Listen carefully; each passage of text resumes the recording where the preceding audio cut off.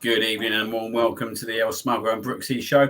We're going to do an Arsenal review show tonight, and we're going to look back at the season so far. We're going to look ahead to the remainder of the season, and I'm sure there's going to be a bit of topic of conversation around the breaking news today around Kai Havertz being out for the rest of the season. But before we get into all that, I'm going to give a warm welcome to my three splendid guests. So first of all, good evening to Jonathan Jones. Must have enjoyed it. You come back for a second dosage, mate. I'm always a glutton for punishment, Liam. So anything that involves having a few beers for an hour and a half and talking Arsenal, I'm happy to join in. Yeah, good man. We're definitely going to be talking a lot about Arsenal, so you can feel your boots tonight, mate. You can feel your boots. And good evening to Andy. Where now you on for the past few months? Andy's been a busy man, but it's always a pleasure to have you back on, mate. How you doing? Yeah, doing really well, thank you. Sadly, work been getting in the way of late, but everything's calm now, so back to it. Yeah, and good to see you on, mate. And a good evening to, I think, a very irate Mr. Brooks tonight.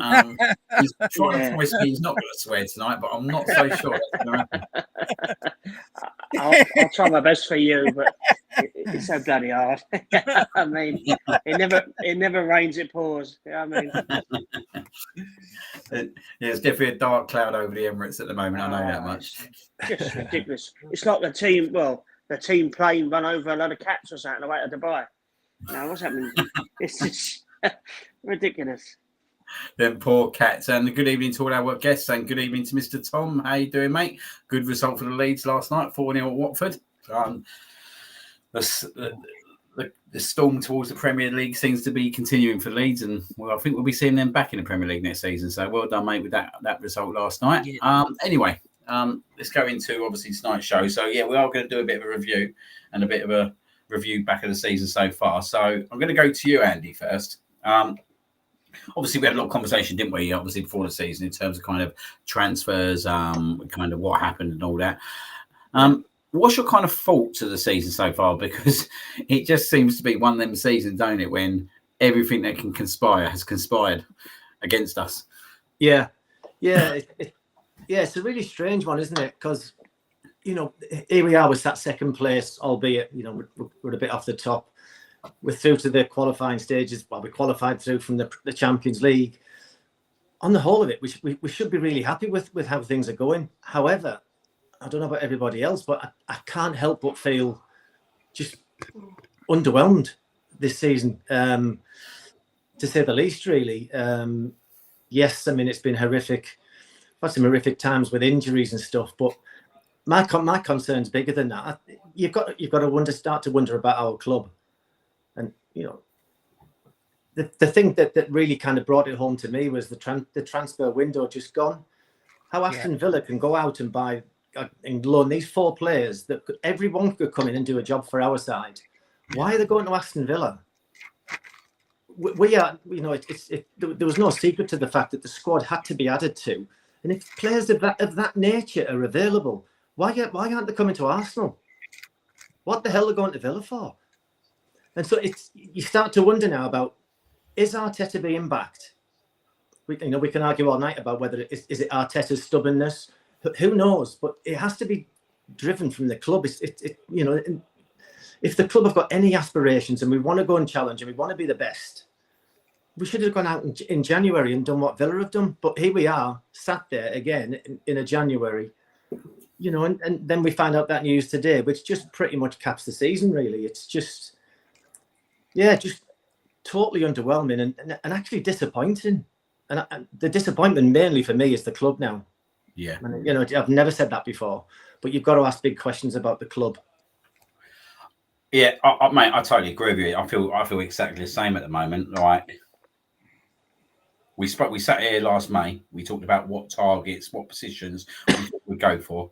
And I think we was all on understanding. And I always remember the conversation we had. The first 2 players that we discussed were positions of a left winger and a striker. And we haven't seen either. And like you said, like I've got past this window now, and I am now questioning the club, but I'm also questioning about what do the players think? Because the players must have been. Well, we even heard Declan Rice come out in an interview say that obviously the squad needed strengthening. The squad needed someone to come in to kind of support these players into the remainder of the season, and even to the point at Newcastle, even though the performance was absolutely abysmal against Newcastle, I kind of got it in the background. I kind of got it. These players have been run to the hill over the last 2 months in terms of fixtures. We all know my thoughts on Champions League in January. It's an absolute it's tragic. It's tragic. We've actually got punished for doing really well in the League Cup. We've actually really got punished for doing really well in the Carabao Cup by having to play all these fixtures in January. But the club didn't react whatsoever. And I don't know about you, Andy. I'm going to go back to you. I get this kind of sense of feeling that they might have thought that, you know what, we've got over that long fixture list now. We've got through that 9 games in January. Yeah. We'll just go for the rest of the season with what we've got. Yeah. It does seem like that, because there was even interviews with Arteta, like you just mentioned Declan Rice saying that we needed the numbers. There was an interview with Arteta after one of the games, and he was saying exactly the same things. I just genuinely believe it's the club that's let him down. I really do. I think even Arteta can't be that stubborn, surely, to God, to say no to anybody coming in. And it's, when you got Asensio out there, he came on, he was a revelation. Take a punt on Marcus Rashford. What's the worst that can happen? He can't be worse than Sterling. So why not take a punt? And he's gone there. I mean, I know he's only played 1 game, but he looked back to being sharp, and he looked happy again. That's all it would have taken. Come to us, and the fact that these players have gone to Villa, like I say, it just shows where the clubs, how they're sitting, how much Villa have got. Emery's got the backing completely of that club. Signing, they've had a couple of great transfer windows, like blasts hours out the water. That shouldn't be happening. We want to challenge with City. We want to challenge with Liverpool, because we're nowhere near Liverpool level just yet. Let's back him. Let's. If we want to go and compete, you've got to start throwing that money in. I know it's easy for us to sit here and say that, but compete with the rest, with your Cities and your Liverpools, even your Chelseas. You've got to, but it just doesn't seem like the club, for whatever reason, just do not want to take that final step. Yeah, like we'll go back to obviously January window and the Ollie Watkins kind of deal. With that, Andy, were they really serious with that deal? Like, there's rumours about 40 million. Aston Villa wanted 60. There was a deal there to be made. I know this is only rumours, but let's be honest. If you want to get over the line, you have to pay the premium in January. You have to pay the additional money to be able to get a player of that stature into the club. Yeah. Do you think he's ever serious in terms of getting someone like that into the club? No, I actually don't know, because if we really wanted him that badly, we'd have got him. We should have paid. We got the capital available to go and grab him, no problem whatsoever. We're that short on numbers. It's almost like a desperation. But yeah, we would. Why can't we just go out and get Ollie Watkins? The fact that we just don't, and we get fed all this crap in the press, it just stinks a little bit to me. Is someone just planting that to appease the supporters? Look, we are looking, but actually not seeing it through. It just smacks of desperate. Like, we're just the club at the moment is just nowhere near where it needs to be at all. And Villa at the moment are kind of showing the way at the moment. Well, at this point in time, you've even got to sit there and say, like, when you look at the 2 squads and you look at going into the Champions League, you would actually favour them to go to progress further at this moment in time, wouldn't you? Yeah, because they've got the options. And I'm going to go to you, Jonathan, because I know we done transfer. I did Joel. I know there's 2 Johns on it.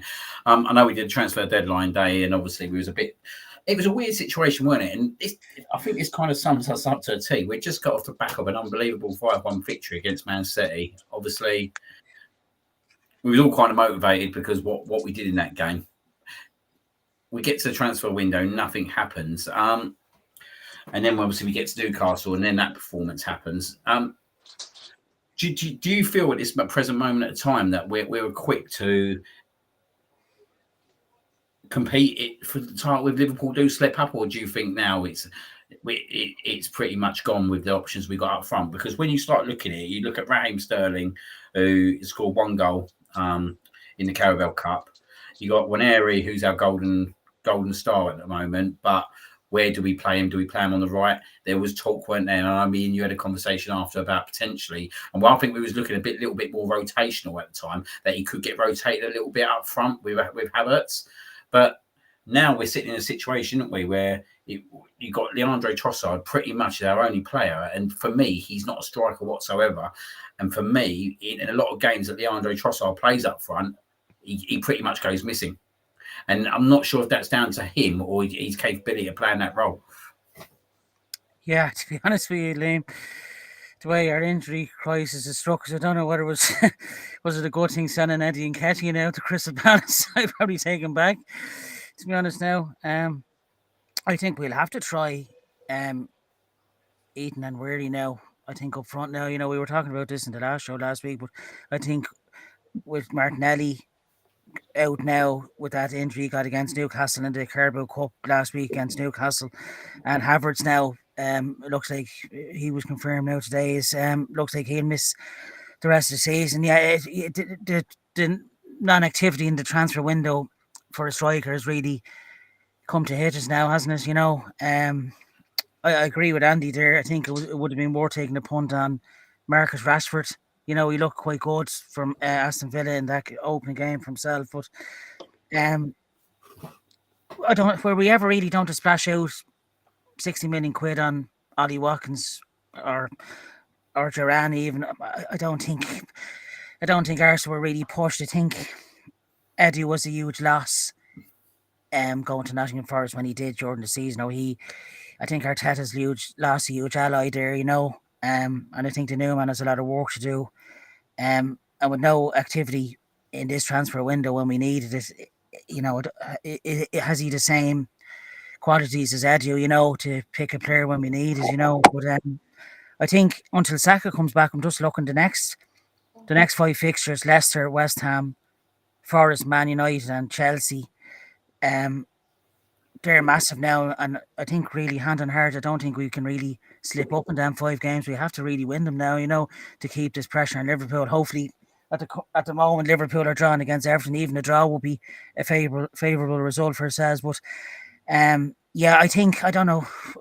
I use lads think on Liam, but do you think, Liam, that now where he has to really start up front? Do you think that's him and Trossard, as you said, are only kind of attacking options now, aren't he?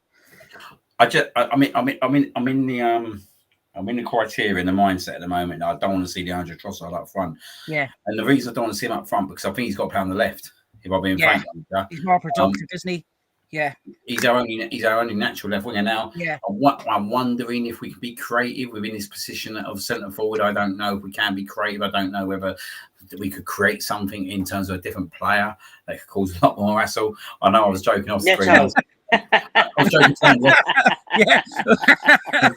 option. And I said to him, we need a Paul Warhurst. We need a centre back. Paul Warhurst. We need a Paul Warhurst, mate. But do you know what, right? I think Leandro Trossard is quite easy to play against when he plays up front. I think for a centre-back, I think he's very easy to play against. If you put a 6'4" centre-back against another defender, he'd rather not play against that. Do you know what I mean? Can that happen? I don't know. But I think he'll go for the safe option and play Trossard up front, personally. I think he'll put Sterling on the left, and I think he'll put one area on the right. Do I think that's the way to go forward? Probably not, but I'm not the manager, and I guess he's got to make that decision now. But the problem is, and I said this before this Havertz injury, we're going to pick up more injuries. Do you know what I mean? What happens if we start picking up even more injuries? It's a very unfortunate situation we're in. I'm even looking at Kieran Tierney now and saying to myself, does he play left wing? You know what I mean? Does he? Because he's come on in games at left wing. Potentially, he might have to play left wing. If we put Trossard up front, there's going to be time and games when Tierney's going to be used much more now. So I think we're going to see a lot more of these kind of players. I don't know what the answer is. I think he'll go Trossard up front, but I think he's very easy to play against, and I don't think it's going to help us out over a long haul of games, personally. I'm going to go with you, John, because you've been waiting patiently. What's your kind of thoughts in terms of that central striker position at the moment? Where do you think we should go with it? I just want to cry.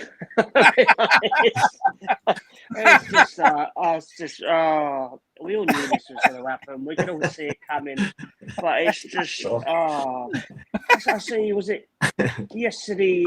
Oh, someone goes, Marino could play up front. Oh, this, it's like, what the fuck is going on? I mean, it's just ridiculous. Sorry, but it's just absolutely ridiculous. It's not even, are you telling me there's not a young striker in the under-18? There's got to be someone somewhere who's being trained as a striker. I mean, that lad that disappeared to Man United, whatever it's Roby, whatever he was called, you know, he must be kicking himself, really, because he'd probably be playing. There's got to be someone. There's got to be someone attacking in the under-19s that's got to be half decent, because, you can't be going into games having a midfielder up front. I mean, your Trossard can't play up front. Sterling can't do shit all.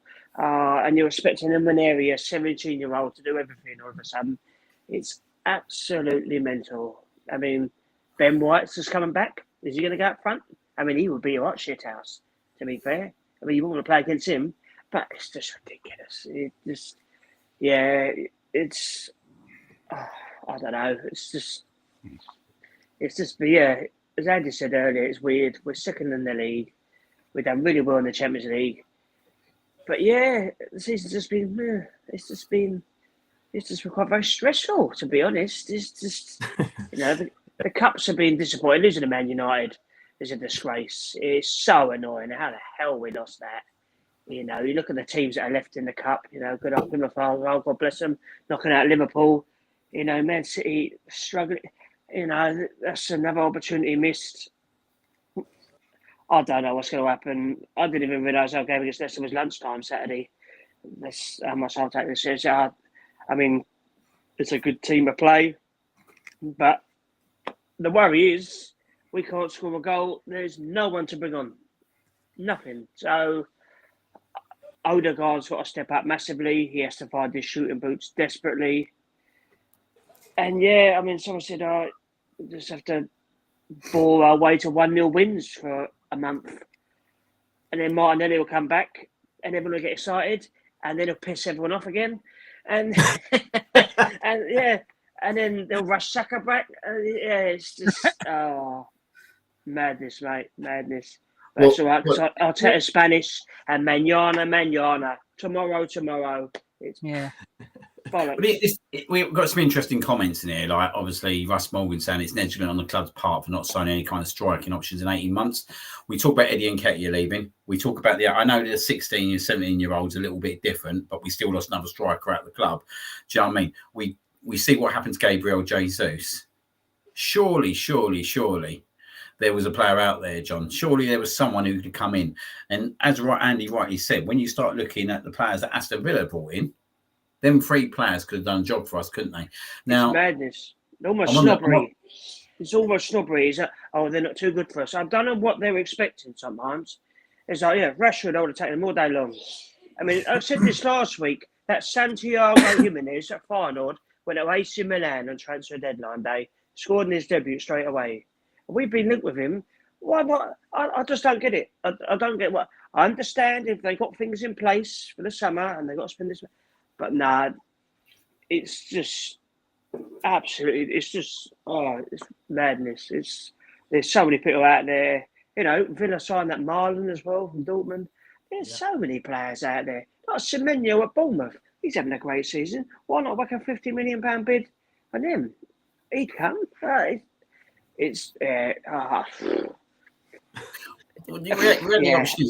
really option is Andy, isn't it? Go on, Plymouth Argyle winning 3-0. Go on. Oh, I cool. That's flying.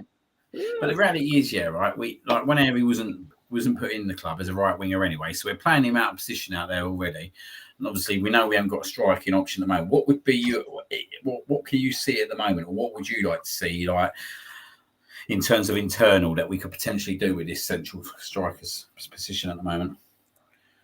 Well, in fairness, there's not a great deal. In fact, what you said earlier, Liam, is absolutely bang on. That is, I can't see anything else than that system with Trossard at the top. How we change our system to incorporate that, I don't know how he's going to do that. I mean, there's going to be a massive onus on Declan Rice linking up with them front players massively. And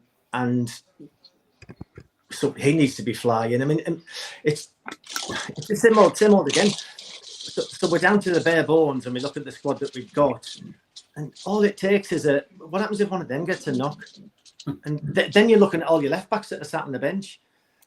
I just find it's a bit embarrassing that the club have left themselves in such a position as this. Like, all the world has been saying for the last 2.5 years, they need a front man. Everybody knows that. Like, everybody but the club. You know, the fact that we needed a left side, we needed cover on the left, we needed cover on the right. We all know that, but we just get these spasmodic signings that come in that are kind of half decent. I mean, the last summer was pretty unflattering. Let's be honest. Yeah. In bearing in mind what was available and what was out there and who we were linked with, it's like at some point they've got to trump up the cash, because we're just going to get left behind. You know, your Newcastles, for instance, they're bursting on it now. You know, if they make Champions League, you know, they're going to spend some big money, and they will be backed. Just at the moment, there's no confidence. I mean, they might talk about this. You know, we might have a mad summer. Fingers crossed we do that, but we might never have a better chance of doing well in the Champions League. We're in a great position. Yeah. You know, and still never felt the willingness to back Arteta and back the players. Everybody was screaming out for help, and everybody knew the Man City 5-1 the next day. You know, just get someone else. The players were absolutely bouncing. You know, and they just killed it. Yeah. I really question the club, and I've questioned them for quite a few years, if I'm being totally honest with you, right? But sometimes I like to think that maybe I overact in situations as well, which we know I can. No, you never. No. I'm trying to watch this in a bird's eye view, in a modest way, right? And like you guys, I don't understand what the club or what the clubs are looking at. Like, do you know what I mean? I totally get the long-term plans, signings. I totally get that whatsoever. But at times, you have to, in any business, in any corporation, you have to readjust your model. You have to readjust your model to what's going on at that time and at that point. And we seem to be really naive in terms of thinking that we can just always get away with things and just get away with, like, papering cracks over. And this has been a long-term common theme with Arsenal in terms of not filling the positions they need to fill. Like, we're not talking like last 5-10 years. We're probably talking about 20 years now. If I go back to the team that were at the start of the Emirates. Everton. Yes. Disallow goal. Oh, offside. Don't worry. Anyway. Yeah, it's Michael Oliver, the referee. We know that nothing ever goes. No, we ain't got a chance. Is it still 1-0? Yeah. Oh, yeah. He's definitely being drive for a draw for this, definitely. What's there, 20 minutes left? Yeah, it's still 20 minutes, yeah. Oh, they'll fucking score at the end. Guaranteed. Oliver will give him a penalty, mate. Salah penalty, yeah. Guaranteed. Let's not be humble on this show. But as I was saying, right. But we like back in them days, we needed a goalkeeper, we needed a centre back. We never went and made them signings. Do you know what I mean? And it was always holding us back. And I just feel we're in this situation again where we don't do the right thing at the right time. And like the summer just gone was, and you're right, the word unflattering I think is a very good word to use, because we all sat here, we all discussed the options, we all discussed the positions, and then we stack more left backs on top of left backs. Now, I like Calabori, I think he's a really good player, but at that point you can't be telling me that. And let's be honest, Lewis Skelly's been a breath of fresh air this year, but let's be honest, right? There must have been a vision that Lewis Skelly could become that player as well. Do you know what I mean? And then you got Kieran Tierney, you got Zinchenko, you've got Tomiyasu. Do you know what I mean? You've got all these left backs that Kivior, and we got two strikers. One's always has been injured in terms of Gabriel Jesus. Like, I think we've had him fit for a longevity of about 2 to 3 months, and that was probably at the start of the 2022-23 season when we first brought him. But this was coming. Like, we all knew this was coming. We all knew this situation was coming, and it was the perfect opportunity when Gabriel Jesus got injured to go out there, because it was right on top of the transfer window. It was right on top of the transfer window. Now, we're watching clubs like Aston Villa go and make all these signings, yeah, right? And like they brought the Spanish guy, which you know what I think is an absolute shrewd signing. I think he would have suited our system. He would have been absolutely superb for us, even if we got him on loan and decided after when we wanted to keep him. Let's be honest. I think he would come to Arsenal over Aston Villa. That's not me being big-headed. I just think that's the situation at the moment. Arsenal are second in the league.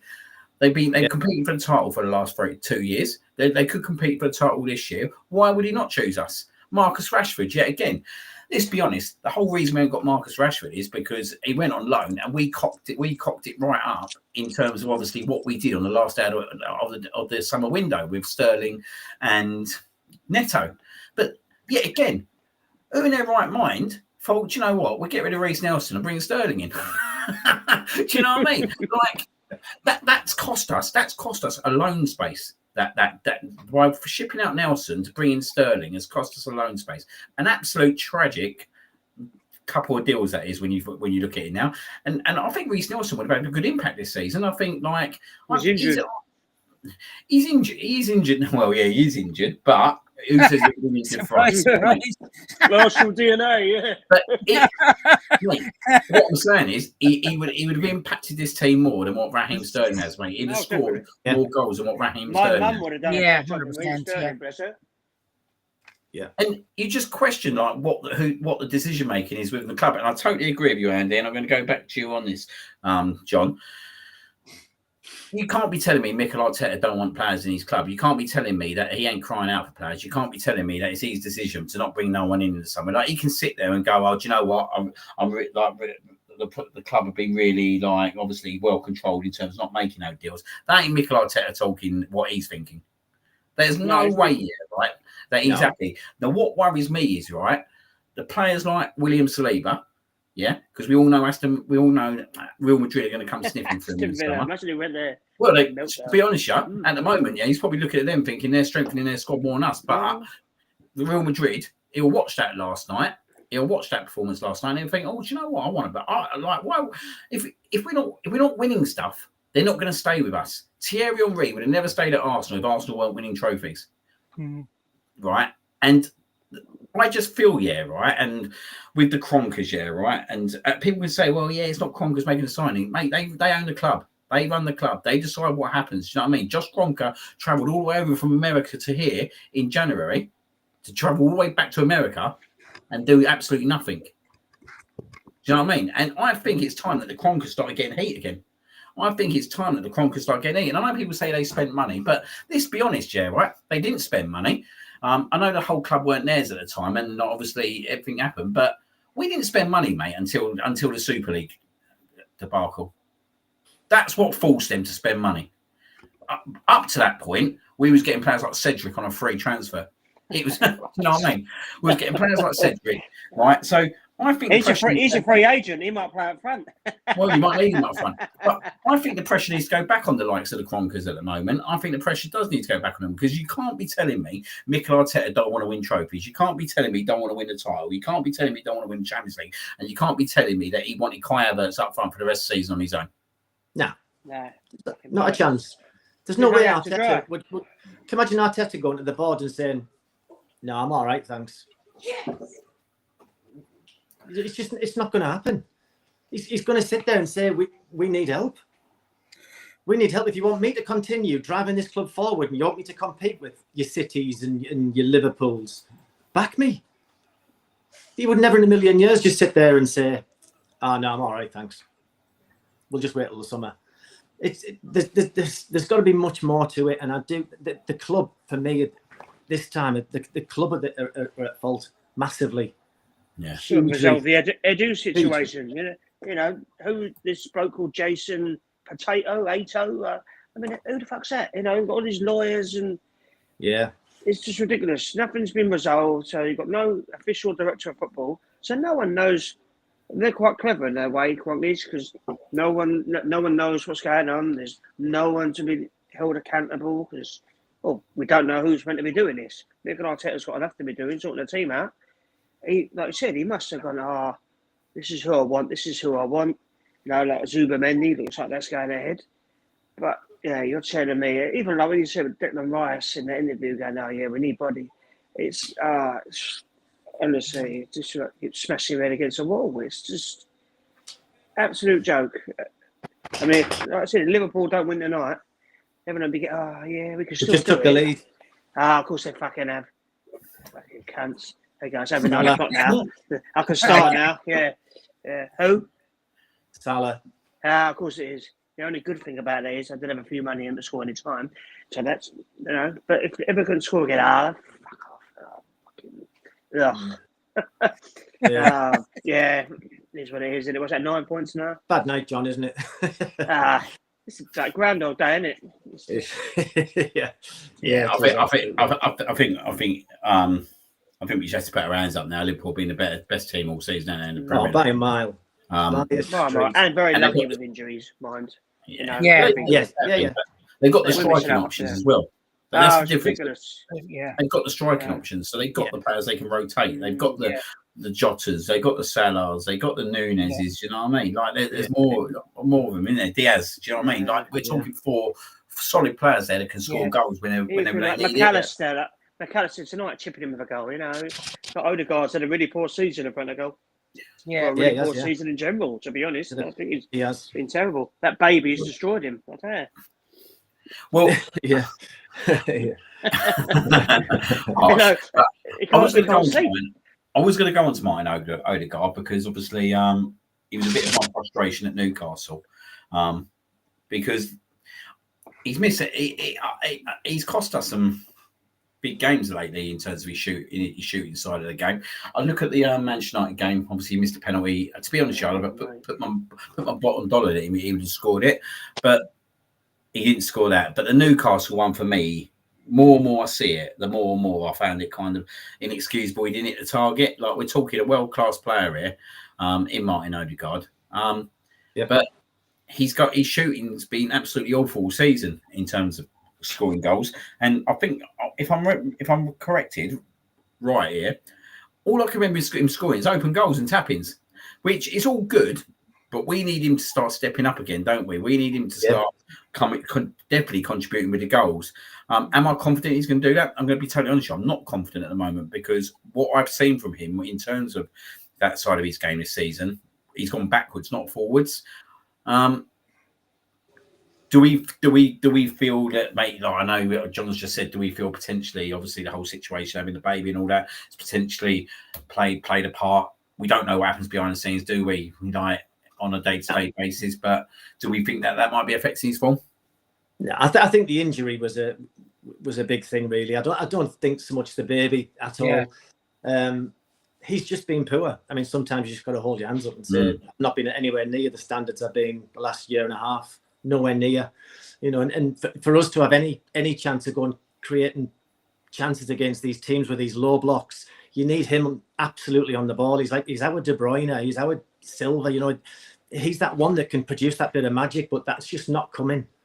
And then when you haven't got Saka in the mix as well, that you're taking out your 2 creative players, you really are struggling. So that's where you would normally say, come on, Odegaard, you need to be dragging this team forward.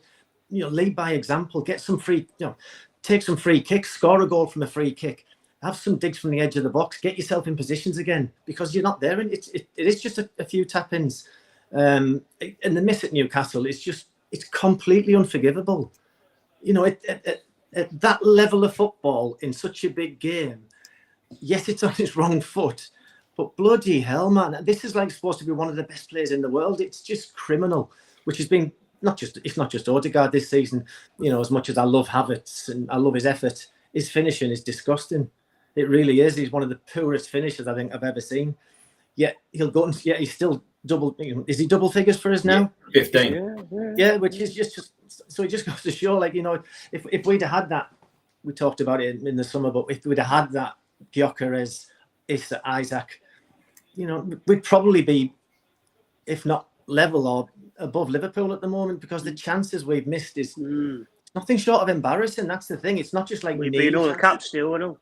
Yeah, absolutely. Yeah, absolutely. I mean, the Manchester United game, dear me. Oh, mate. If it was a boxing match, you'd have thrown the towel in. Even the Newcastle first leg, and then absolutely. Post for Havertz, and a couple of that one he hit his shoulder in front of the goal. Oh, mate. Yeah, the free header. Yeah, I know.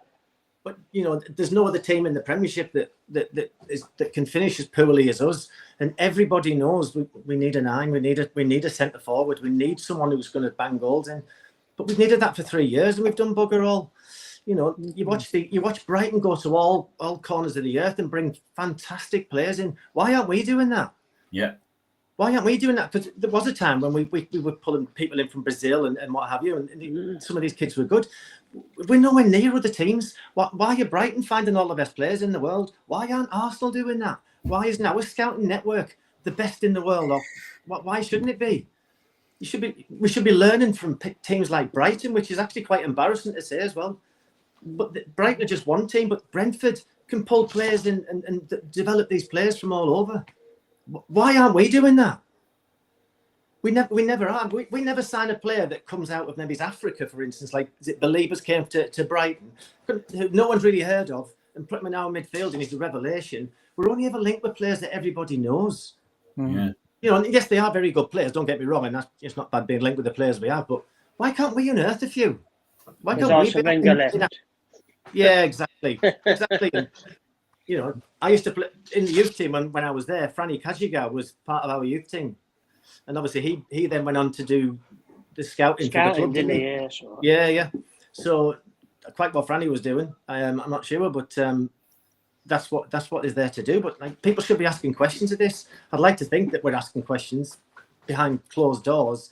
Why are Brighton finding these players? Why are Brentford finding them? Southampton have a couple in there at the moment. Like every team, you can look at them and to pluck them from leagues in Europe or maybe it's a lower league. Why are they all doing it and not us? It's always the same. It is a good question because, like you said, like back in, well, we're talking a good 20 years now, weren't we? Arsene Wenger was the king of pulling these kind of players out. When you start the Colo Torres as well, do you know what I mean? Absolutely. There's quite a few, isn't there? Nicolas Anelka, them kind of players, but we just I don't know what it is with us now. Like it's a weird model that we kind of gone down, isn't it? In terms of we've done really well out of our Howe End Academy. Like we've done absolutely incredible, to be fair, out of our academy over the last 5 years in terms of the money that we have got for players. So when you start looking at the players like even Eddie Nketiah, Balogun, do you know what I mean? Alex Iwobi, you probably named quite a few more names off the list there. Joe Willock, for example. Like we made at Monaco. Yeah. We've made really good money out of our Howe End, but we've totally bypassed that piece now, haven't we? Where, do you know what I mean? Like we get bringing the unknown players in, and it just seemed when we did bring an unknown player in, it'd be a Brazilian. Let's be honest, the Brazilian winger we got in, all these rave reviews when he first come here. Well, he scored on his debut, and we never seen him once or twice, and that was him done, gone. Do you know what I mean? He weren't good enough. How can Brighton go and sign McAllister? Brighton sign McAllister. Why aren't we signing McAllister? You come to Arsenal over Brighton all day long, wouldn't you? Yeah. But they just go to Brighton. They go to other clubs. Something's not right. No, and I'm hoping that obviously when they make this new appointment, in terms of obviously the new whatever role he's going to be named as, it was sporting director, wasn't it, for Edu? Whether it is that moving forwards, I'm hoping that they're going to have a look at that side of it, because I think we do need to get back to kind of looking at these kind of gem players that we can bring in as well. Do you know what I mean? Like, there's nothing wrong with it whatsoever. When you start looking at our squad at the moment and you start looking at our bench, and I'm going to go back over to you, Jonathan, on this one. It's embarrassing, isn't it? Like when you're sitting there thinking, like, we've got 4 or 5 left backs on the bench, and you're like, we've got no strikers, but you look at the youngsters, like we've picked out the 2 best youngsters, which, let's be honest, they're a level apart, Skelly and Waneri, an absolute freak that we pulled out 2 of them at one go. So they've actually kind of boosted our squad, because if they hadn't come through, we'd be in an even worse situation now. Do you know what I mean? And there isn't really anything that you can think of right at this moment in time and think, well, they could come in for the rest of the season and actually make an impact. There isn't really anyone else. Like that. I know this is this Butler kid, but I was quite surprised when I found out he was 22 years old. Yeah. Is he really going to cut the mustard? He couldn't score at Accrington Stanley. Do you know what I mean? So there isn't, apart from them couple of players, there isn't really much else at the moment that you can bring through, is there? No, it's very worrying for the last bit of the season, for the last chunk of games. For us, 14 games left now. like as you mentioned, Butler, Oyede, Kay, and Edwards, and Herman, Anus. I don't think anyone's really heard of them, but hopefully we'll hear them come the end of the season because unless left backs start trying out for being a forward, I think we're pretty much screwed. We all know Calafiori can hit one from the game against Man City early in the season, so I'll probably try him out as a forward. But yeah, it's as Andy said, it's very baffling why we didn't, go all out for a striker. And, like, I think it would have been more splashing the cash, wouldn't it, on the likes of Ali Watkins even, 60 odd million quid seems really nothing nowadays, doesn't it? Even the loan signing of Evan Ferguson would have been a nice fit for us that went to West Ham, he's we couldn't do any loan signings. Those two stupid. Yeah, because of Sterling and Neto. Actually, a few of your viewers made a great point. Why the hell did we actually sign Neto as a lone keeper when I think hand on heart, right? Arteta knew they panicked. Yeah. After seeing him against Girona away, I don't know what you think. I don't think I'd be comfortable with him really in goal. He's really nervous with the ball at his feet. It was a very odd sign. The weirdest thing was they took Carl High and he's on loan in Spain somewhere. Yeah. And then got another keeper on loan. Again, that just doesn't make any fucking sense. I think he should have stuck to being honest with you. I don't think I know Ramsdale left for Southampton and he wanted Neto as a backup for competition to Ray, but even the likes of Porter that we saw against Bolton in the Carabao Cup in the earlier rounds, he was one of those young lads as competition to Ray. They can only learn from him than signing another player of Premier League experience, and hand on heart he knows he won't get any game time. Just as you said, I think they just panicked on that one, and I was really kind of excited about Raheem Sterling. I thought when I saw that transfer that night on transfer deadline day back in the end of August, I thought that might rejuvenated him, another crack at his career, but when you look at him, he's lost that yard of pace to go past, fullbacks. He kind of has to keep cutting back in, and his body language, I'm looking at him, he doesn't really I don't think he really wants to be there. I think it's just for, one last hurrah type of thing, I don't think... I wonder really, hand on heart, did Arteta really have a say in the loan signings of Neto and Sterling? Was that just to kind of just fill a gap, just in case there was injuries? But I don't know why we didn't go for the likes of Evan Ferguson. He's got everything. He's tall, he's physical, good with both feet.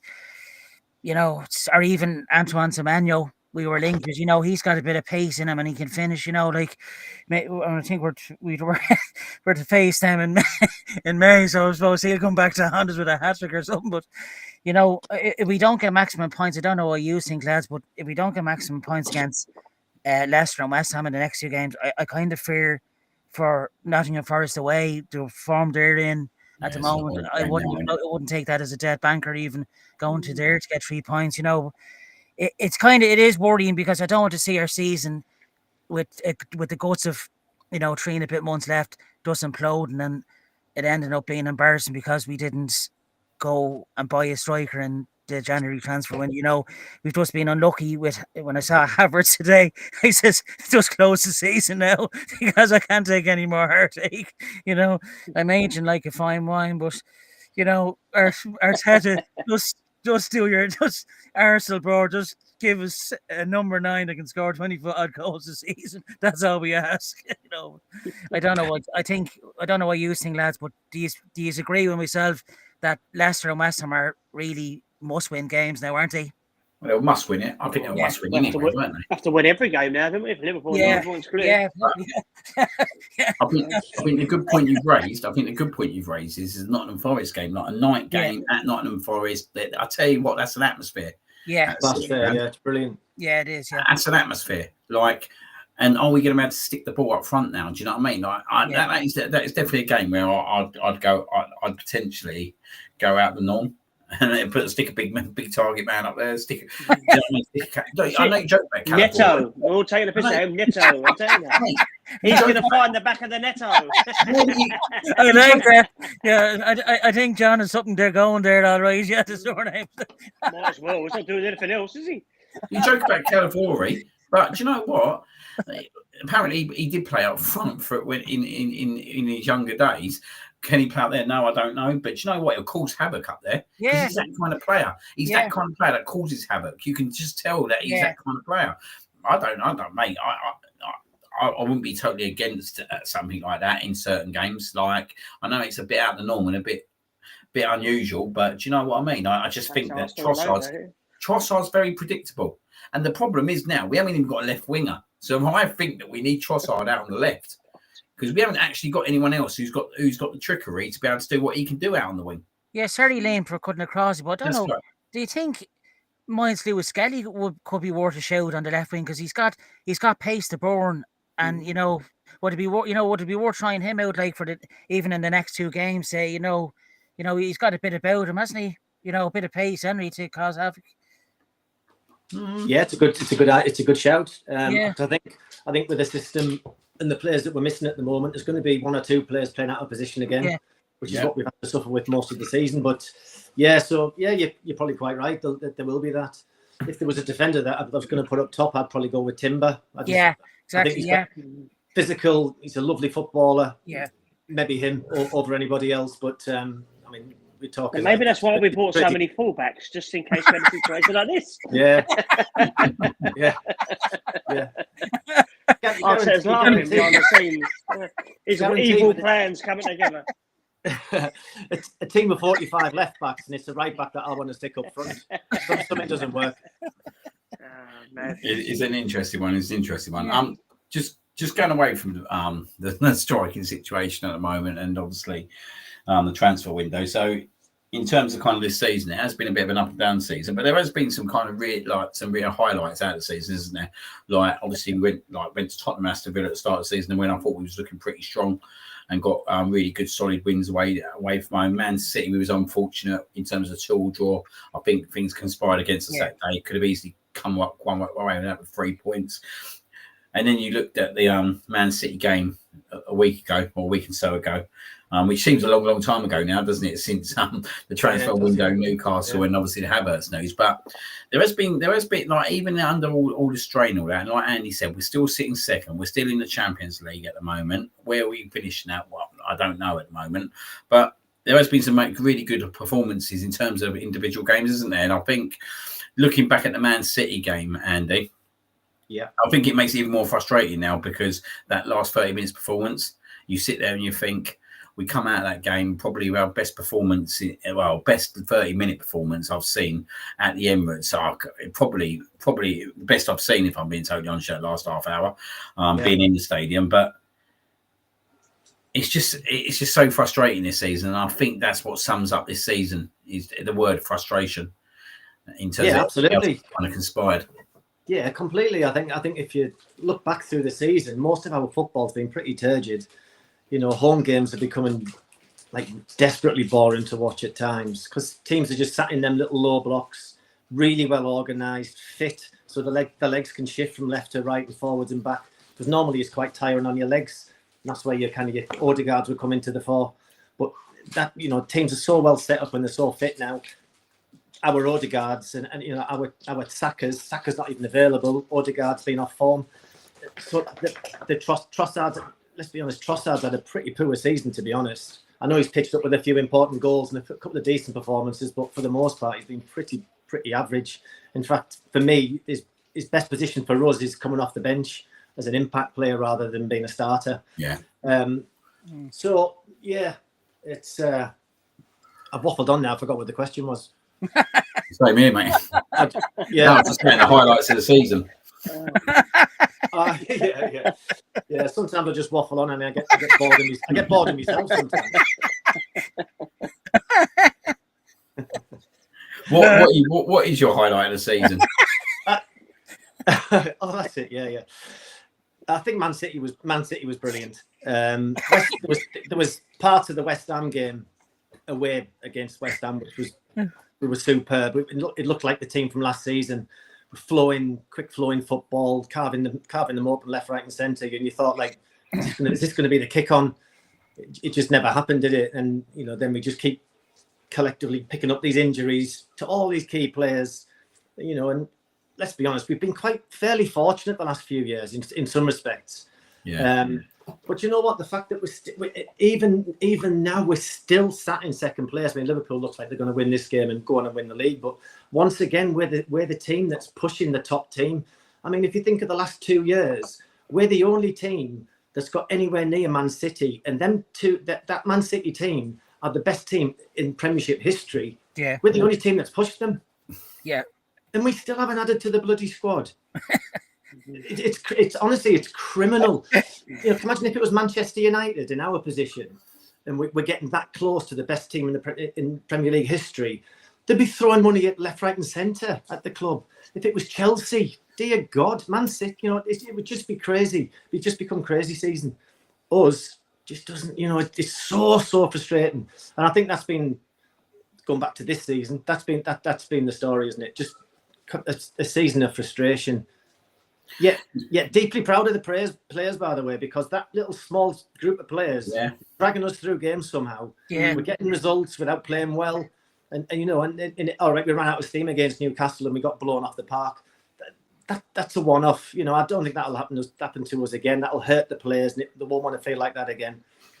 So let's see what happens when we come back off the break, and hopefully nobody else trips down the frigging escalator coming off the plane. Because that'll happen as well. First time ever. Yeah.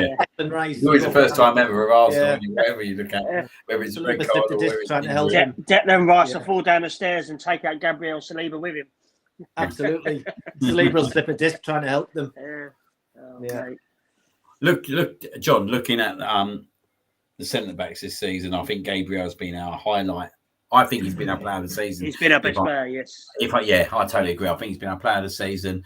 I think that's a massive testament to the hunger of his game. I think the way he projects himself and rolls himself out game after game. I think what you see is what you get with him. Do you think that there's a risk of him being targeted by other clubs moving forwards? Because everyone talks about William Saliba, but everyone would love a Gabriel on their side, wouldn't they? Oh, definitely. I mean, if we don't win anything this year, I'm sure the rumours will start. I do worry that Saliba has already had his head turned. I think there's been a few games he's been a bit ropey-dopey this year, and I could see another Nicolas Anelka situation possibly with him. But fingers crossed. I mean, the rumours won't go away. And if they win, bloody hell, Plymouth winning 5-1. Christ, 5-1. God. Cracking. Sorry, I just flashed that with my phone, so I do worry about that. But Gabriel's been amazing this year, and we're going to need him whacking a few more headers, in the next couple of weeks, because, I think he hasn't scored for a couple of weeks, to be fair, so he's due a goal. None of our strikers are going to score, so... Yeah. Well, that's it. Yeah, well, now people started, doing this thing where they need 3 people up the pitch, and they've had to try something, didn't they? Yes, you too. Get in. Come on. Tarkovsky, you little view. Yes. 5 minutes into stoppage time. Get in there. Is it 5 minutes into stoppage time? Oh! That's it. Michael Oliver, you're forgiven. Netto golden boot incoming. The league isn't over yet, boys. The league is not over. Apparently, the Liverpool fans were singing "We won the league at Goodison Park." Get in there. It's how much more injury time is there? I think they're under 10 minutes. I think Michael Oliver added us for the winner. Well, more than enough time for Liverpool to get a 90 plus 12. Yeah, that's brilliant. That is. That could be the turning point. Yeah. That's it. That's sort of doom and gloom, but we just, we're quite lucky. I mean, Vardy will relish shit on Saturday, you know what he's like. But we're solid. We are very, very solid at the back. We just need to do nothing silly and just nick a goal and just shit out a few 1-0 wins for a couple of weeks. Martinelli will then be back. And then, just try and get through the Forest game and the Chelsea game. And then hopefully Saka will be back, and then we'll see where we are. But because Liverpool got Villa away next week. Oh, this is going to get disallowed, this goal. Don't. Oh, was it? I wish Andy was more humble than this. You're joking. Sorry. Is it getting ruled No, out? I think Van Dijk is playing him on. Van I think Dijk his was. arm might just be. Do you know what? It's camera angles because on the opposite angle there, it looked like the Everton player was offside. From I that bet one they here, ruled it looks out. like I bet you they ruled it I out. can't do this. I can't do No, this. come on. Mate, It's a hope that kills you. You've got a full head of hair, Liam. You're laughing. Look at this. I think it's There's going to be. stuff left. Look at it, mate. Look at it. I ain't been down, am I, mate? Look at that, yeah. We need to draw a Beautiful line on colour. It's this. not dyed at all, is it? No, I think can't be saying this. Oh, this is They can't be saying theatre. that was offside. Clearly back behind the play. The whole stadium went absolutely bananas there. It was unbelievable. Tell you, Michael Oliver wants a death threat tonight again. He's just longing for a hide. Yeah, he just doesn't help himself. Who's on the VAR? Kavanagh, who sent off Rice Kavanagh. against he's a Brighton. knobhead and all. We've got the Jesus. two worst referees against us tonight. Going There off we that. Does go. anyone know what's the Celtic Bayern Munich score? Anyone know? Oh, it's on. Yes! It's a goal. Yes. Friggin' hell. Yes! Van I reckon Dijk- Andy was Van trying to Dijk- play my string. But the place is going mad. Andy was trying to play my heartstrings there, I think. Yeah, it's a tease. It's a tease. It was Van Dijk as well. Yeah. No good. He was crying in the first half. I bet I kept touching him. Good. Now, I know we've been sitting here all doom and gloom, yeah? And obviously this has brought a little bit of... We're winning the league now. Cheers, boys. Oh no, hang on. I think Ducori's offside in the second phase of play. Oh, fuck off. Oh, Yeah, it's for offside. fuck's sake, is it? Second phase of play. Oh, no. Oh, for fuck's Are you sake. joking me? No, it's too Oh, no, off. he's giving. He's giving. Is it a goal or not? Yeah, It's it's a too goal. off. It's It's too a goal off. he's giving. Jonathan Giles has been removed from the chat. Oh, good. Shit, you're. I lasted a show and a half. Happy days. Wow, well, that Big was tease, yeah. Now, this Well, is the interesting thing, to you guys. And I know we've been sitting here all doom and gloom, and obviously it's up a little bit. But actually, you've rightly said they got to play Aston Villa away, which is now a really hard game. Yeah. They've got Newcastle at home, which I think is a very tough game at the moment. And I think Yeah. Newcastle go there and cause a bit of an issue. We So just got to draw a few. We just have to win. the problem we've got though is the problem we've got. I don't really look. I look at the next two games. I think we can get away with the next two games. But I look at that Nottingham Forest away game and Man United away. And I know everyone says about Man United, but the Man United Arsenal game is Man United Arsenal. We've got to remember that. You know what I mean? Yeah. They're going to want to turn up. They're going to want to beat us. Well, will they want to beat us? Because they don't want Liverpool matching their 20. So that's an interesting situation. But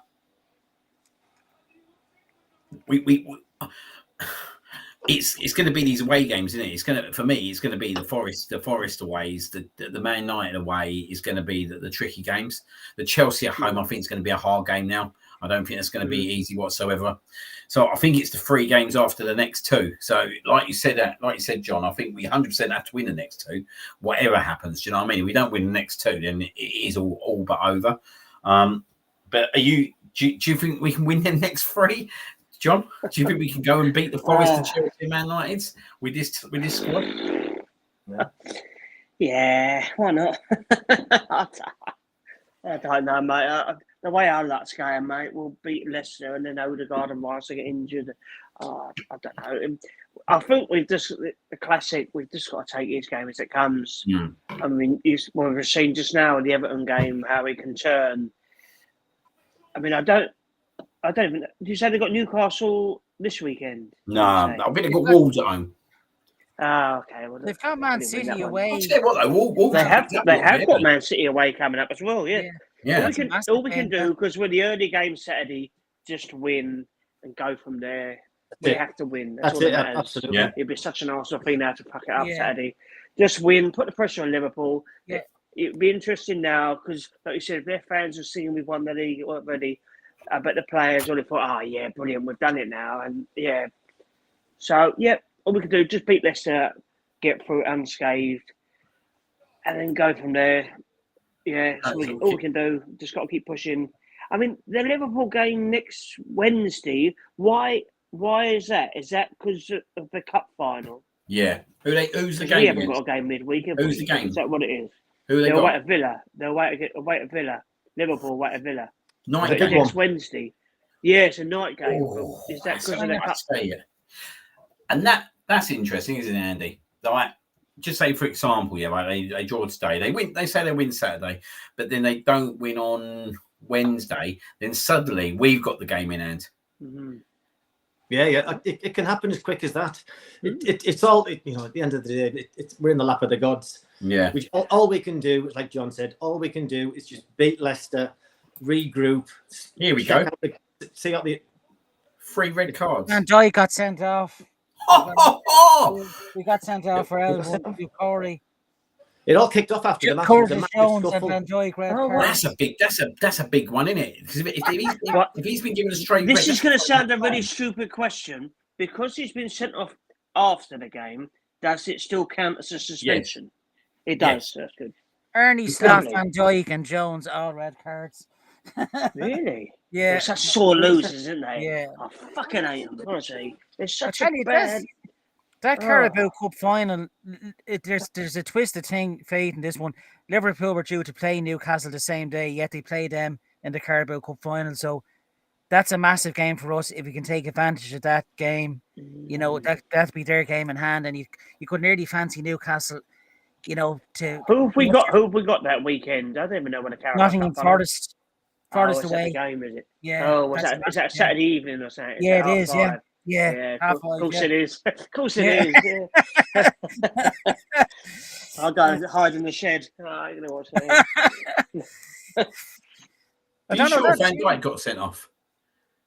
Yeah. Just watching it all now. So it started off with Jones going after Decore because he was celebrating in front of the Liverpool fans. Yeah. Then there's a massive melee with loads of police and players involved. Oh, wow. Brilliant. Throw the book at them all. Throw the book. Mate, honestly, Andy, I reckon there should be points deductions for this and everything, you know what I mean? Yeah. 10 points would do. If it was Arsenal, mate, we'd have had 2 points deducted, wouldn't we? Oh, they'll probably give them 5 points and say sorry. Yeah. Anyway, looking into the weekend now, as we get to the last part of the show, obviously Leicester 12:30 on Saturday. Obviously it's been a couple of weeks now since obviously we played Man City. Take all the injuries out of it. Is this a game, Jonathan, that we should be getting the 3 points? Are you got any concerns about this game? I know they were unlucky against Manchester United last week in the Cup, but it's totally different, isn't it? A Cup game to a Premier League game. Do you think we got more than enough to get the 3 points there? Yeah, they kind of gave us a bit of a scare at the Emirates, didn't they? It was 2-2 before we came back to late on to get 2 late goals ourselves in the 4-2 back in September. But yeah, it's a bit of a worry with no recognised striker going to the Walker Stadium, or the King Powers concert. And Jamie Vardy always kind of comes back to haunt us, doesn't he? He always has a goal in him against us, but I think, but you think aside from the Havertz injury, Jordan, this little reset we've had in Dubai, that the lads will come back refreshed, ready to go. And I think tonight's result there with Liverpool dropping points will be a bit of, an extra bit of incentive to go out there and get the win, knowing that we have to win every game. But Leicester, they're leaking a lot of goals, aren't they? They're leaking 3 or 4 goals nearly every game since Van Nistelrooy, the way he plays, kind of very open. But there's a couple of players there, aside from Verdi. There's a lad called El Canoes, I think his name is, a very good player, very technically good. Unbelievable, And, James Justin as well. It's just, as well, that scored against us twice. They've got... and that lad Hermanson in goal, he's a good goalkeeper as well. He made about 20 saves as well, didn't he? Yeah, you'd assume, Martinelli scored 1-0, didn't he, a couple of seasons back there? As John said earlier on, you take a 1-0, wouldn't you? With the injury that we had there with Havertz, you just want to get out there at the weekend with a clean sheet, be nice, but just to take the 3 points anyway we get it, I take it, but I think now Weary could be the spark there in that game that would, create something or score a goal or two in that game, but I'd be confident Liam they'll be come out there with 3 points. Yeah. Just going to you on that. Cheers, John, for going on to you about Andy and just following up on the one airy comments there. Obviously, I was looking at stats the other day. Like, apparently, he's got something like 7 goals in like 7 games or something ridiculous like that. And like, I think Lamal's not even nowhere near that.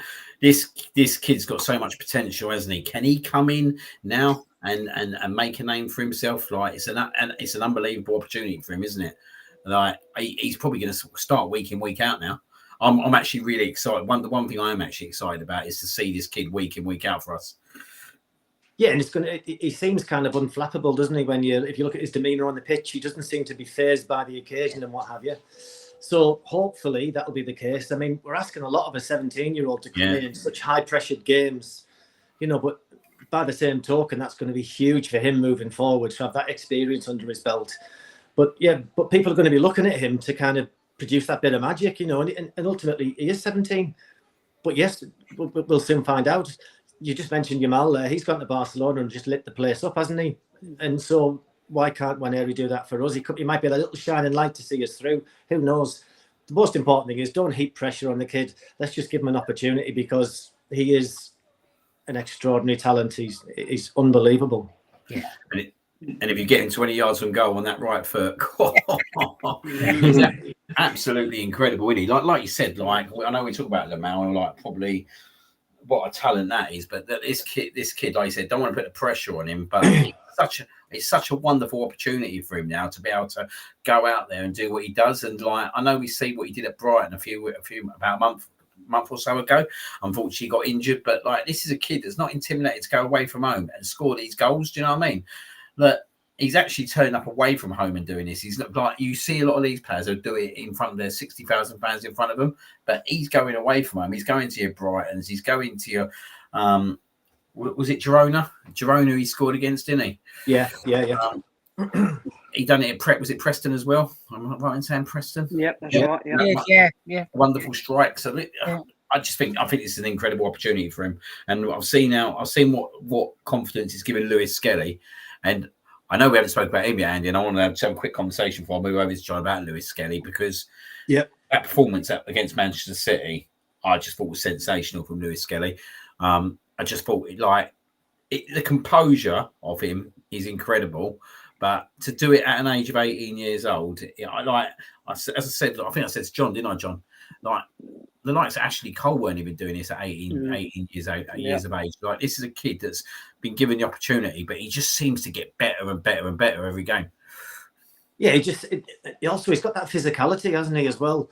He's solid, and he's not fazed by occasion, very much like Waneri in that sense. Nothing seems to kind of really get to him, and it just produces like moments of magic that you just think that's a player playing without fear. As players get older, sadly, sometimes that gets knocked out of their game a little bit. But he's playing with complete freedom and without fear at the moment. I love the way he doesn't care who he's up against. He'll go and smash into anybody. He'll muscle people off corners. He blocks runs off corners. He does so many hidden things as well that maybe a lot of people don't see. But then when he gets that opportunity to go forward, it's quality. His passing's good. He can dribble. He's got a decent pace about him. Yeah. Another class player. Yeah, we're very fortunate at the moment. Yeah, definitely. But heavily reliant on them as well. Yeah. That's how sad it is. We're heavily reliant on a 17 and an 18-year-old to try and come in there and keep helping us drive forward and have a go at the Champions League and have a go at the Premier League. Yeah. It does make me think now, because I think that Arteta has been reluctant to play them both at the same time because of their age. So I think it's quite a big thing to expect 2 17 or 18-year-olds playing the same team. But it does make me think now, will that kind of reverse now because he hasn't got the option anymore with one area, is he? He's got to start one area every game. So I wonder where that will I think Lewis Skelly will continue to play quite a lot of games, but I think there'll be that rotational piece, won't there, with him? With Calafiori, you would have thought. Yeah, and I think it's also been phenomenal for the 2 young lads to come in with some big players around them who'll really help them as well. Declan Rice's, Gabriel, Jorginho. Never shuts up. Jorginho's fantastic to learn from and to learn from him, I guess, in training and on the pitch and how they conduct themselves. So they've got really good players around them. We haven't mentioned him. Jorginho, box in the box. You wouldn't want him on a one-on-one, would you? He'd get caught. Yeah. I think looking at that, I know we said about the usage. I think that they took one youngster, didn't they, Jonathan? Max Downham, is it? Matt Downham? Yeah. He's up next down in 15 or something. But apparently he's going to be. Apparently there's a lot of enthusiasm over him, isn't there? Like he went out to Dubai as well. Yes. I mean, the way it's going. I mean, he had him, and when he had his debut at Brentford, he was 15, and this Max fella looks like he's similar age. Don't rule out, mate, him being that Leicester coming on, mate. Imagine that. I heard he's ineligible for the rest of the season now. I don't think he can play. So there's obviously a reason. He's too young. Maybe he's not wrote. I don't know what it is, but I did read it. He might not be registered. I don't know. But I know a lot of people are excited about him. That's ridiculous. And if he's 15 and he's going out with air, unbelievable for him. What an experience. I mean, it's exciting. If you always worry with the young people that are hyped. I mean, I think we'll remember that young American boy, Freddie Adu, and everyone thought he was going to be amazing, bless him, and it never quite happened. Yeah. But Arteta's got quite a good track record, but he won't want to rush him. But I reckon next year he'll probably, get a few minutes in the Carabao or whatever. Cool. I'm going to do the score predictions, and I've got one last question to ask you all before we go. So, I'll go to you, Jonathan, first. Score prediction for Saturday? I go with 2-0. Cool. Andy?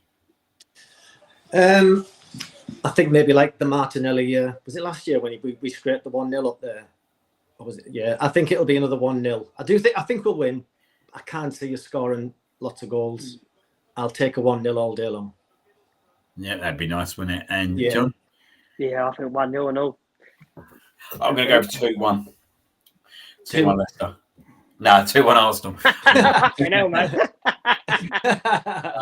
I'm going to go 2-1 Arsenal. I think it ain't going to be an easy game, but I think we should have enough. And I think we're doing on set pieces as well. I think we're due another set piece. We ain't scored one for a few games, so yeah. Last question for you all, because we've done a bit of review of this season. What I want is obviously your player of the season so far and your unsung hero of the season. So I'm going to go to you first, Jonathan, on this one. Who's your player of the season? Who's your unsung hero at the moment? I hate being put in the spot in these ones because we've had so many injuries. I was going to say our first team set piece coach probably has to be the unsung hero. Yeah, I suppose for the unsung hero, probably go with God, I don't know. Actually, to be honest, I'll probably just go with the player of the season because he's so young, but he's really stood out for me. Might do with Skelly. Yeah, he's really, he's burst on the scene, and a close second to that probably will be Eaton and Weirdy. As Andy says, they've been pushed in to the team so young, but it's kind of been seamless. Like they don't look nervous. They've looked like they've been in the team for years and years. That's how good Arteta, and a lot of credit has to go to Per Mertesacker as well, doesn't it? For growing them into the team. And I have to say the two Hayland boys have stood out for me. In a season so far ravaged by injuries, these two have been our shining lights. And so you can only look forward to the future. Only good things can happen with them too. So they'd be my two, Liam, so far. Cool. Over to you, John Brooks. Player of the year, probably Gabriel, I would say. I think he's been very, very good. Stand out, scored quite a few goals. I just think, he's been excellent, especially in the big games. And unsung hero, a little shout out. Possibly David Raya, possibly I would say he's unsung, but I think he's had a very good season. Yeah. He's made some absolutely world-class saves, and I think he's really stepped up a level. I think he's been excellent this year. Yeah. Yeah. Good shout there. He had a really strong start of the season, didn't he? Some unbelievable saves. Yeah, some great saves. And I think what was the game? Was it? He pulled it. I can't think what the game was. It was a game the other week where he made some big saves. I was like, if he hadn't made them big saves, we weren't Man City. It was Man City, yeah. He made in the first half. Yeah, he made some big saves in the first half, and and he has stood up to the occasion 9.5 yeah. times out of 10 at the moment. I know he made that gaff against Newcastle, but the whole team was off point that night, so it's just a night to forget, really, weren't it? Yeah. You, Andy? Yeah, I agree. Actually, it for me it was either Raya or Gabriel. I'll go with Gabriel just purely just he's just been immense, and the improvement in his game since he first come to us is massive as well. I don't know whether you remember his first kind of season, but his first touch wasn't the best. His passing was really average, but he can zip a pass in now. He can see a pass really quickly. What I love about Gabriel is that you just know that he just bleeds Arsenal, and and he's us through and through, and they're the sort of people you follow into the trenches. So when times have been tough, he's been phenomenal for us. So I'd tip him a bit in front of Raya, because Raya's been brilliant, as you just mentioned, but also don't forget he's phenomenal with his feet. He's instrumental into the system that we play now, and he can calm the whole system down. He picks out some phenomenal passes. So we're fortunate to have him. My unsung hero is Thomas Partey. You've nicked it off me, mate. You've nicked it off me. Oh, yeah. Sorry, yeah. You've nicked it off me. Yeah. There was a lot of question marks over him in the summer, and I had questions about him as well, but ultimately I stuck up for him because I love the bloke as a footballer. But having to go from his favourite position down, then also putting into fullback time after time, and doing really well. Let's be honest. I mean, I know there's a couple of goals that he could have done better for, but let's be honest, it's a midfielder going to fullback. So, but in midfield, he's been absolutely quality. His standards haven't really dropped throughout this kind of tough period, especially with the injuries and what have you. He's been immense. Yeah, I totally, mate. That totally would have gone with you for that one. My player of the season, definitely Gabriel. I said it in the middle of the show. I just think that when you need a big moment, Gabriel's been there. Do you know what I mean? So many times for us, and even to the point when he scored against Manchester United in the FA Cup. I know we didn't go on and win the game, but the only person who was going to score in that game was Gabriel. To the point that I would have given Gabriel a penalty for Havertz that day, because Havertz missed about 10 sitters. And I'd have bet my bottom dollar that Gabriel would have scored that penalty, but it wasn't supposed to be. But I just think he's been absolutely brilliant. I think that he could easily captain the side if given the opportunity more often if he needed to. And I just love the way he gets amongst it. I love the way he's got that rivalry with Haaland. You know what I mean? To have that rivalry, Haaland's got to respect you, and he respects Gabriel because obviously he knows he gives him a tough battle. So I just think he's gone from strength to strength. Gabriel, and I suppose the biggest accolade I could give him is that, like, he's probably, like, do you know what I mean? He's probably not that far off from me at the moment, Sol Campbell, if I think of a player. Do you know what I mean? And that's how highly I rate Gabriel at the moment. I just think he's an incredible defender. I think he's an incredible athlete, and I think his hunger is second to none. And he can score good. He will score you at least five goals plus a season, which is a massive positive. Yeah. Unsung hero. He's not actually playing at the moment, because obviously I can't go Partey. I'm going to go Ben White, and it's because he's not playing now. Do you know what I mean? And I just think with Ben White sometimes, but people probably not. I don't say not respect him enough. Do you know what I mean? Whatsoever, but I just don't think he's got the plaudits that he should get at times. Ben White. I think we do miss him, and that's no offense to Tim, because I think Tim has been solid, but I think at times Ben White, he wasn't a right back when he first come here, and he took the role on, and I think he's a bloody good right back now. And there's certain times in certain games I sit there and think, I wish Ben White was playing. Because do you know what? He gets himself into that final third. He gets into the byline. He even finds himself scoring goals at certain times. Do you know what I mean? And I just think that now we haven't had him for such a while, we have missed him. We've missed his shithousery at times. He gets amongst it, and I just think he's an incredible footballer. And he was having a really good season. And I thought when Ben White was right back and Timber was left back at the start of the season, we looked absolutely sound as a unit. And that's nothing against obviously Skelly and all that, because they've come and done an incredible job. But at the start of the season, when we had Ben White, Saliba, Gabriel, and Timber, just thought that we looked that was our best unit for me. That was our best unit. And I just think that he's a bit of an unsung hero for me, but I know he hasn't been played for a couple of months. It's a bit of a weird one, but I do think he deserves his mention. I think he deserves some recognition for what he does offer the team when he is in. One person who's not getting recognition off me though is Tomiyasu, and I know Johnny Brooks is going to laugh. Mate, the shooting. I mean, what a waste. Look, maybe not go that far, but no, it's just ridiculous. It's just get rid of him. Bless him. Well, the problem is we can't now, can we? This is the point. The problem now, isn't it? We're going down this situation again where no one's going to want to buy Tomiyasu, are they? Because he's been injured. Like this, being frankly honest, he's a really good defender at times. He's such a good utility man, and he would be so good for us if he was fit. But the problem is he hasn't been fit for 2 to 3 years now, and it's getting to the point where it's very frustrating. I can assure it's frustrating for him, and I'm sure he's absolutely broken about it. But yeah, I think this is one that we're probably going to see. I just don't. When I see a player like this, and I see a player gone through these experiences, do they ever really come back? I'm not sure he will. I don't know, Andy. You would know more. Do you think he's likely to come back from this, or do you think he'll struggle? I think he'll struggle. I think just the nature of the injuries, the repetitiveness of the injuries, it's going to be difficult for him. It really will. No, I can't see it. No, I really can't. No, I can't. I hope I'm wrong. I really hope I'm wrong, but I can't see it.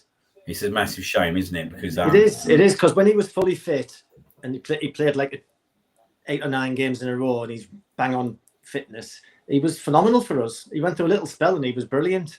Not only as a defender, but also overlapping, setting up, putting crosses in the box. He was brilliant for us. And right now, he would be absolutely ideal, but he's on the treatment table. Yeah. And that's where he's going to stay for a while. He's got a lot of friends, to be fair, isn't he? There's a lot of friends. Yeah, there is, yeah. It's not like he's going to be bored sitting there on his own. There's going to be quite a few of them. There's more in there that'll be on the team bus. Oh, brilliant. Anyway, we're going to wrap up the show now. Obviously, thank you very much, chaps. Jonathan, great having you on again, mate. Cheers, pleasure, Liam. Do you want to put a shout out to your channel? And just actually a shout out to one of my guests, Eamon Donnelly. You know him from being on, Liam. His dad passed away there last weekend, so just his funeral was today. So a shout out to his dad, William. So a big shout out to him there today. He's one of our regulars on the show, so it's, sad news when I heard it last weekend. But you can catch our show at the Dublin Arsenal YouTube channel, and it's also on Spotify as well. And we'll have another show on Monday evening for the Leicester City game. So if you can listen to that, be appreciated. Thanks. Yeah, brilliant. Yeah, send him my condolences, mate, and send him all I love. Cheers, Liam. Thank you. No worries. And yeah, if obviously Jonathan's show, it doesn't go out live, but what they do is they put it out straight. You usually put it out within 24 hours, don't you? Yeah, we've another lad editing it now, so he normally has it out. We normally wrap up the show about 8:30, and it's out by 10 p.m. on Monday night. Yeah, so we try to get it out to be, to try just kind of keep it relevant from the match day. So any like or comment is much appreciated, lads. Yeah. Cheers, mate. Thank you very much. Thank you, Andy, for coming on again, mate. It's been good having you back on.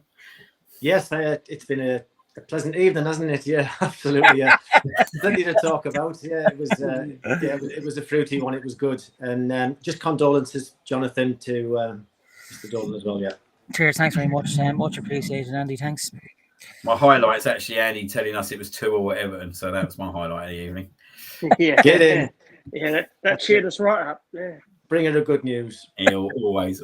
And thank you very much, Mr. Brooksy. We won't mention the Borough score though. Oh, I know. What was it in the end? Yeah, lost just smashed out of my 3-1. They lost 3-1. Sheffield United, weren't it? Yeah. My boss is a Matt Middlesbrough fan. I'm in for it this morning, didn't I? Oh yeah. And thank you very much, Mr. Brooks. You can host the next show, mate. I'm going to have a look forward to it. Hopefully, it'll be a happy occasion. Yeah. Yeah. So we'll be back next. We'll be back next Thursday, won't we? So Arsenal got Leicester. We ain't got a midweek game next week, have we? There's no midweek game, so. No, I don't believe so. No. So, but there is a Liverpool game, so I'm sure that will be kind of discussed as well in the show. Yeah, no, but thanks for coming on, mate. And well done, mate. Your swearing was actually at a good level tonight, surprisingly. Yeah, that's all right. I try to behave myself. Obviously, Liverpool losing obviously helps. Or not winning, sorry. You know, it gives me a little boost and stop the swear count. Proud of you, John. Yeah, I'm still growing. And obviously, thank you to everyone in the chat. Obviously, we appreciate you all coming in, obviously, and all your comments and likes. And obviously, if you haven't watched the show and you do want to watch it back, it'll be on YouTube under Mr. Arsenal podcast channel. Very good evening. Everton 2, Liverpool 2. We're getting strong back in again. We're believing it can happen. Can it happen? I'm not sure, but yeah, it's a good end to the evening. So thank you very much, chaps. Thank you very much to everyone. Have a good night. Cheers, lads. Peace.